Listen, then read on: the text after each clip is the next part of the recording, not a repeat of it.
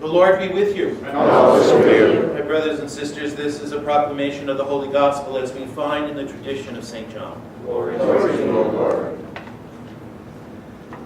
Jesus said to his disciples, I am the true vine, and God is the vine grower, who cuts off every branch in me that does not bear fruit, but prunes the faithful ones to increase their yield. You are pruned already, thanks to the word that I have spoken to you. Live in me as I do in you.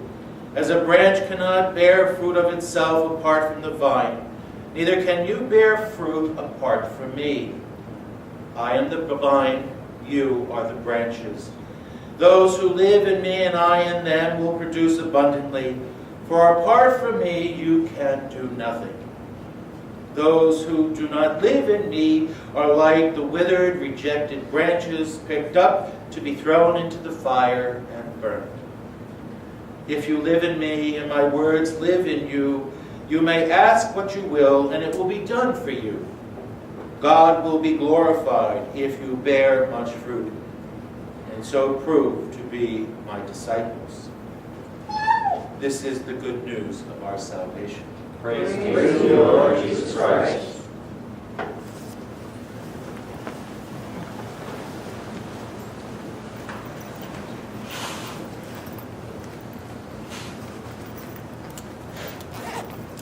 There is a story that is associated with St. John.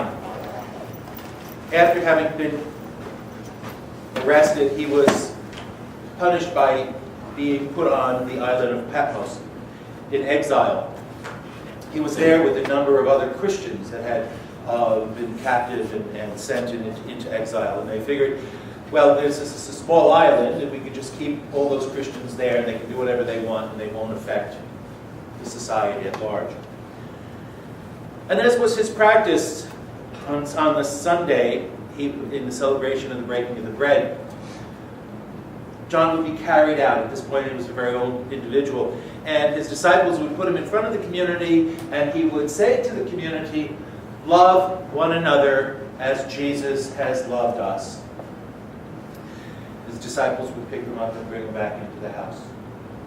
And week after week after week after week, he would be brought out, he would say exactly the same words, and he would be brought back in. One of his disciples said, Father, why is it every week you give us the same sermon? Love one another as Jesus has loved us. That's all you say. John is supposed to have said, and when you get that, we'll move on. I think St. John spoke as a prophet. Here we are 2,000 plus years later, and we still haven't got it. We still don't get it. Jesus said to his disciples, one commandment, a new commandment I give you, love one another as I have loved you, period. He talks nothing about dietary restrictions. He talks nothing about social restrictions. He says nothing about anything else. Love one another as I have loved you. The one commandment that he's given us. And we still fail. In the 2,000 years of Christian history, the greatest wars that were ever fought on our planet were between Christian countries. Individuals who believed in the same Christ, individuals who prayed to the same God, individuals who called themselves Christian. And those were the ones we had the greatest relations with. Our Christian brothers and sisters.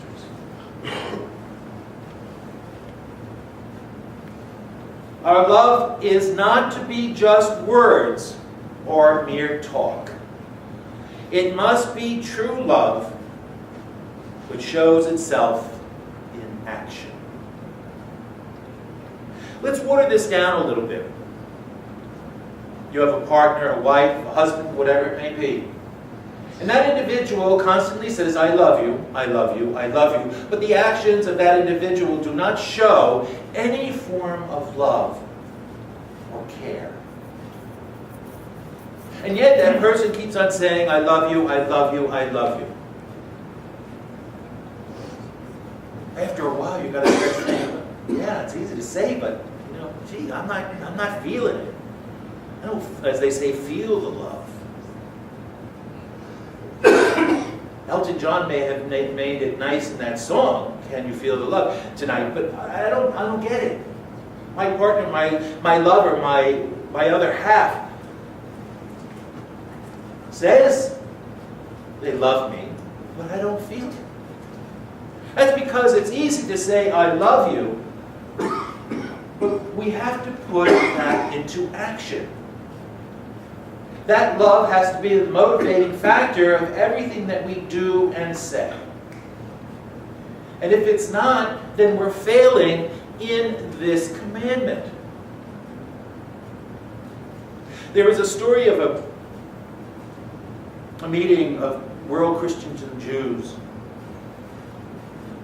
And a Christian got up and said, I think what we have to do is spread Christian charity, and we will take care of all the ills of the world. And one of the leading rabbis got up and said, my brother, we've had 2,000 years of Christian charity. Don't you think we've had enough?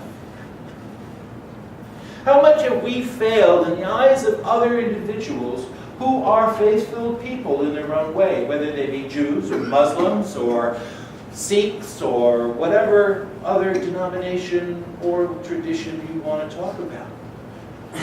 That they look at this, our church, the Christian church, and say, these are individuals who profess love for one another, but I don't see it. I don't experience it. I find them as selfish and as rude and as evil as anybody else I could find. It's a far cry from the early church. Why do you think that the early church grew so rapidly? What was that fact that the church grew so rapidly in those areas? Was it because they were rich and famous? No, because they were poor and nameless. But they had one thing going for them. They loved one another. So much so that one of the pagans, a nameless individual comes down from history, is want to say, look at these Christians, how they love one another. Something that we have not seen in our society. For in the pagan society, it was me first, and if there's anything left, well, then you get some. Look at these Christians, how they love one another. It was such a different experience that men and women wanted to be part of that experience.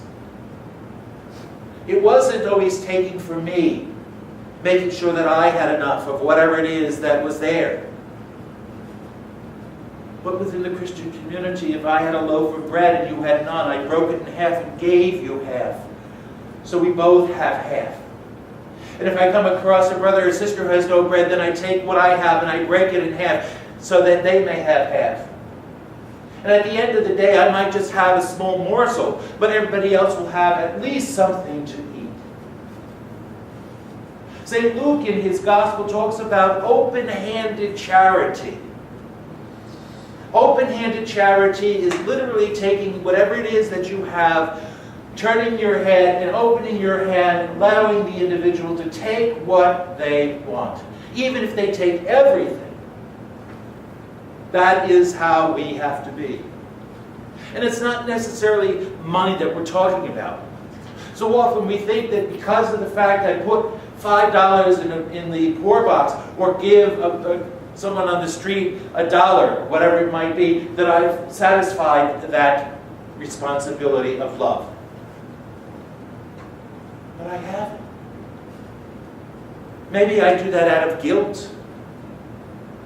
Maybe I do that out of, it could be me. We haven't satisfied that idea of love. What is it that we can do? What is it that we can do to begin living what we profess? And when we find out what it is, then we will begin living as Christians. Right now, we're still neophytes. We're still newborn in this whole idea because we haven't even begun to understand the basic tenets of Christianity. St. Augustine wrote, "Love and do what you will." If you truly love, then your actions are going to not betray that love. Love and do what you will. That whatever I do is going to be done in the name of that love that I have for my God. And nothing is going to deter me to hurt that relationship with my God or with my brothers and sisters.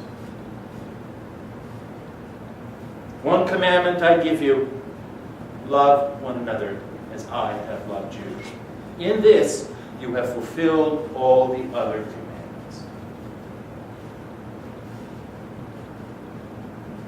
Jesus tells us today in a very easy way, I am the vine, you are the branches. I'm connected to you and you are connected to me whether you like it or not.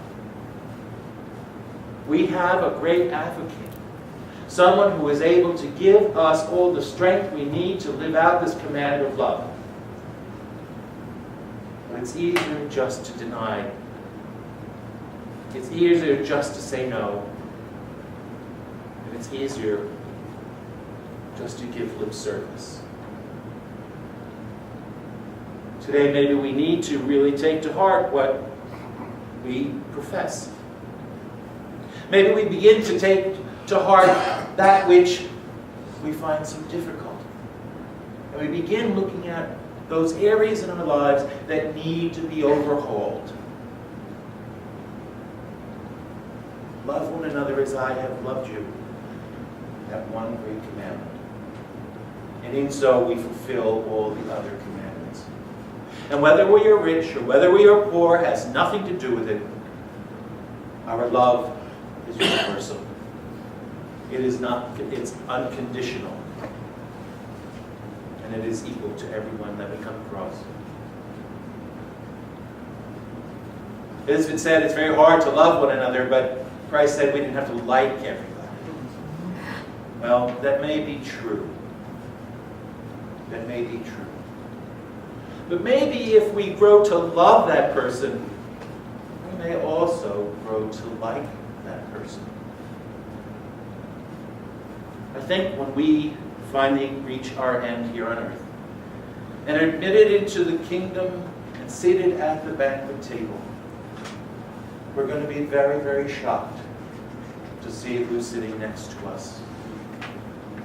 The one we really didn't like, sitting right next to us for all eternity at the same banquet.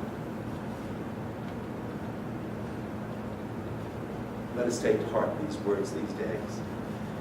As we celebrate the reality of our Christian life, that Christ is risen. He is risen indeed. Let us truly try to put into action the words that we have before us today. To love our brothers and sisters unconditionally. Will it work today? Maybe. Are we going to be perfected by this afternoon? No. But if we can begin at least thinking, praying, and trying to love, we have at least started. We may not reach the perfection which Christ calls us to by the end of our life. But then again, when we stand before Him, we're not going to be judged on the amount of perfection we have reached, but how we have striven to reach that perfection. God bless you.